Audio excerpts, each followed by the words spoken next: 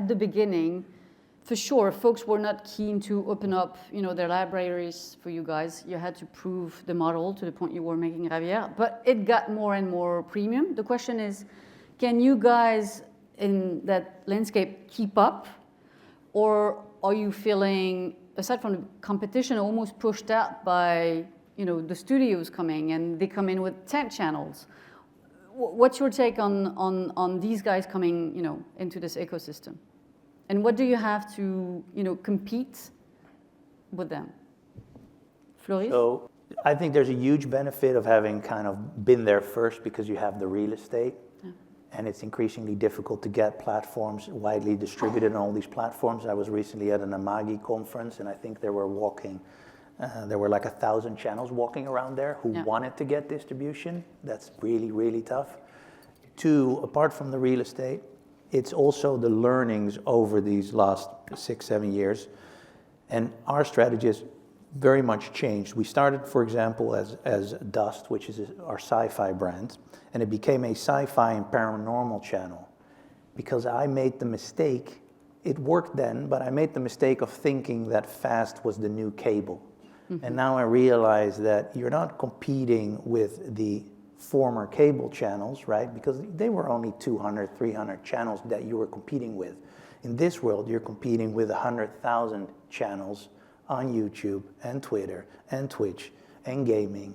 So there is way more options. So your channel, your brand needs to be super clear. So I actually split the channels into Dust, that's sci-fi, and Alienation, which is everything alien and paranormal, or everything unexplained as we call it, to be very specific logo, nice and big.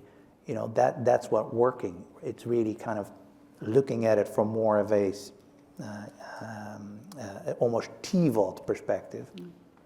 And going back to the studio point, I think more and more the ones who are succeeding, independent channels that are succeeding, are these shoulder channels, as I would call them, which are the non-big feature film and drama series, because then you're competing with the studios, and like you said, they're adding 40, 50, 100 new channels with all their features and all their TV series.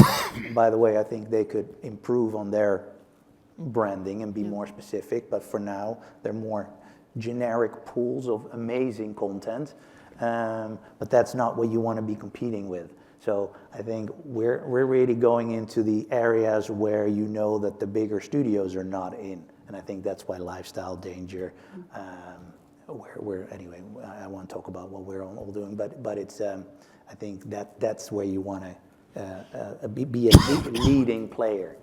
Yeah, it feels like all of you guys have a specific genre or a few genres that you cater to. Like Javier, I love it. I mean, how easy to say, are you interested in Dodger stuff? There you go. That's what we give you. No, but at the end of the day, to your point that there's that content obesity that people need to flick through and be able to understand within seconds what they're going to get from you guys. So, and I think that is something that you guys have understood because you've been in this business for 5 years, and I feel sorry for the studios that they haven't yet, because for now they're really going with either single IP that is too drama driven, and I don't think that is what people want to see.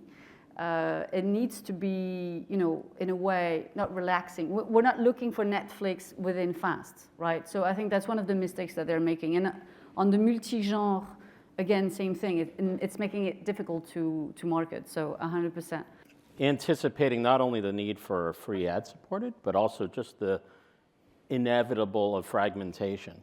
And again, we all talk about kids, however old they are, but just not consuming the big three networks and not consuming the Warner Media lifestyle show, right? It's getting onto YouTube, and really that fragmentation segues to the Independent Streaming Alliance, which we're all members, spoiler alert, which is 15 independent streaming companies, meaning we're not owned by a big hardware manufacturer or media company.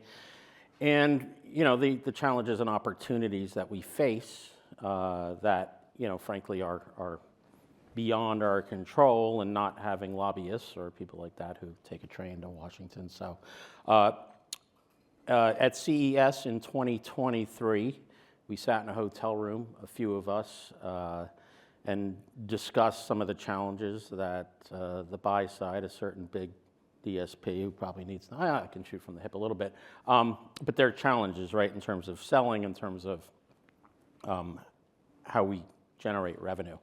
And you know, it's a challenge. Now, our remit is to promote the value that we offer. You know, we're all great examples of it, you know, in terms of to the viewership, and then how do we preserve that business model so that we continue to entertain the millions of viewers that collectively. So it started on a demand, and then all of a sudden, you know, a hand raised, and there's a certain distribution challenges. And then obviously measurement. So those are the three spokes, which is, I think, the head of that's the history. We formally launched in June. We rallied together because we felt it was really important to get our message for the broadcast buying season. And then, you know, we're coming up on our year anniversary. So that's the history